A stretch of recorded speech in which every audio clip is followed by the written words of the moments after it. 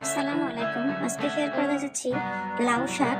অনেকে চিংড়ি মাছ, ইলিশ মাছ অনেক কিছু দিয়ে রান্না করে থাকে। কিন্তু বাড়িতে তো সবসময় মাছ থাকে না।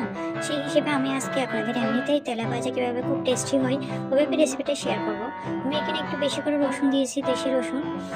তেল গরম করা আছে, একটু তেলও কিন্তু বেশি দিয়ে দেওয়া যাবে না, কমাতে পারবে না। তেল যেহেতু স্বাস্থ্যের জন্য ক্ষতিকর। আর একটা বড় সাইজের টমেটো আর 2টা কাঁচামরিচ ফালি করে দিয়েছি, একটা পেঁয়াজ দিয়েছি মাঝারি সাইজের। এগুলো তেলে ভালো করে বেছে নেবে, একটু নরম হয়ে আসলে একটু লবণ দিয়ে দিব, আর একটু লবণ দিয়ে ভেজে নেবো। তারপরে শাকগুলো দিয়ে দেবো, ভালো করে ধুয়ে কেটে নিয়েছি আমি শাকগুলা।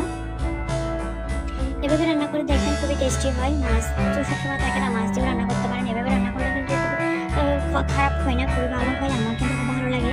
আর আমার বাড়িতে যেহেতু মাছ নাই, তাই এভাবে আমি রান্না করে খেয়েছি, ভেজে খুব ভালো লাগে। এভাবে আপনারা চাইলে ট্রাই করতে পারেন,